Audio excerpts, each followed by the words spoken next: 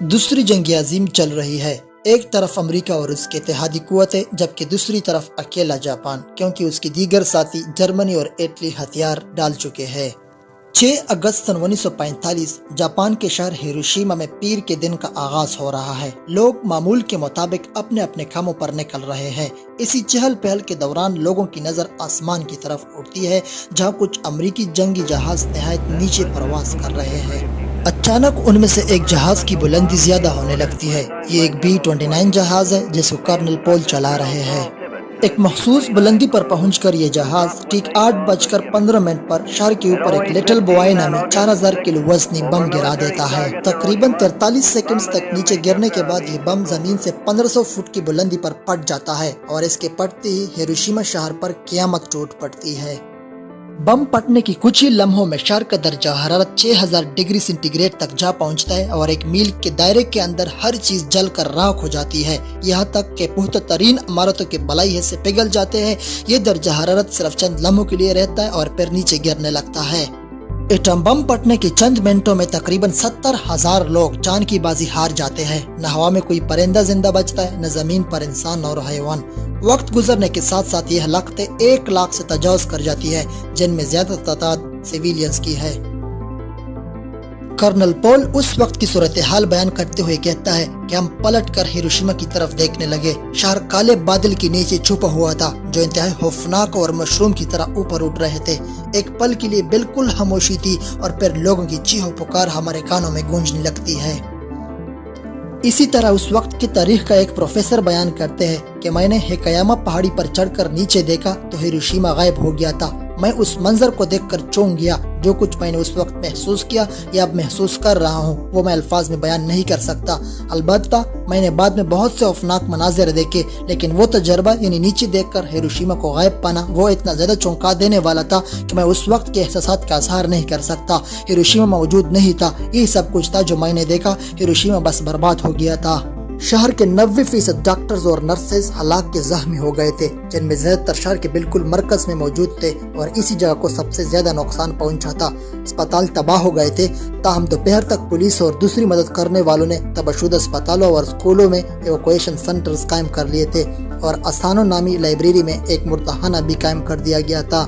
دھماکے میں زندہ بچ جانے والے بہت سے لوگ طبی علاج لینے ان مراکز پر جمع ہو گئے تھے، لیکن ان میں بہت سے لوگ کوئی بھی علاج لینے سے پہلے ہی مر گئے، اور اسپتالوں کے ساتھ ہی لاشوں کے ڈھیر بننا شروع ہو گئے۔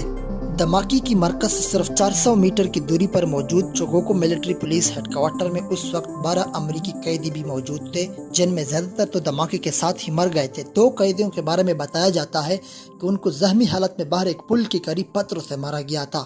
کچھ تاریخ دانوں کے مطابق بعض امریکی قیدیوں کو جاپان نے میڈیکل کے تجربات میں استعمال کے دوران مار دیا تھا، جن کو پھر جاپان نے اس دھماکے میں مرنے والے قیدیوں کے ساتھ رپورٹ کیا۔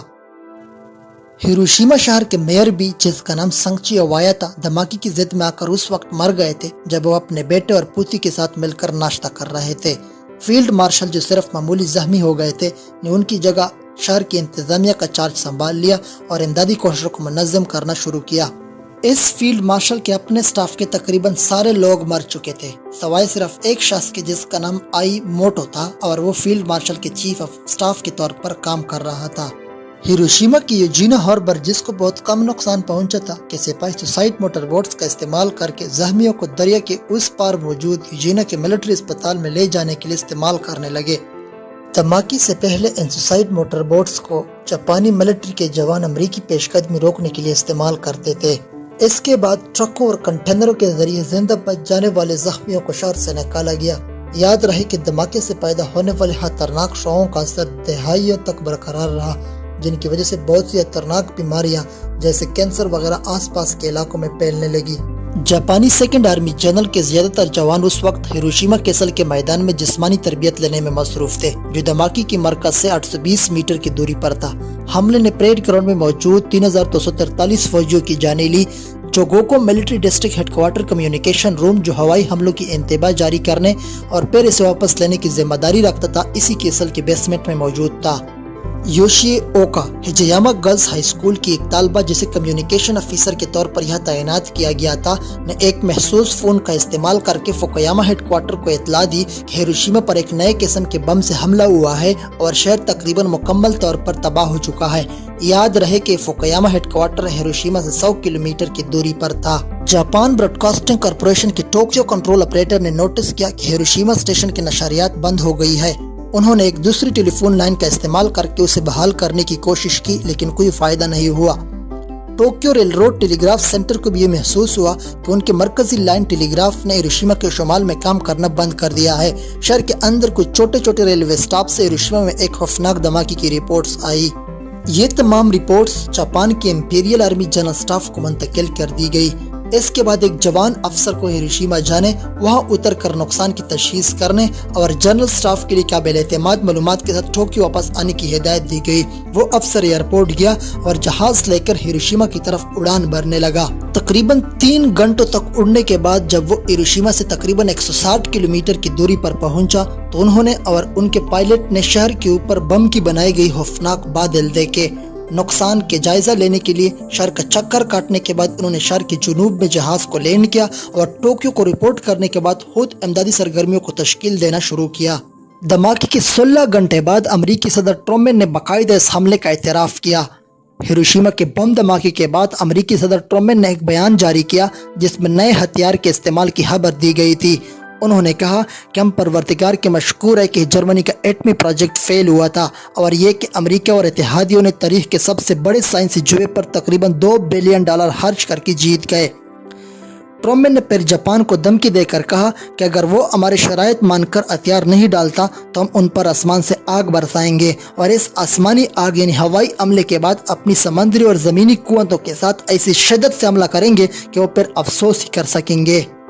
ये एक वसी सतह पर नशर की गई तकरीर थी जिसे जापानी खबर एजेंसियों ने भी दस्तावेज किया था।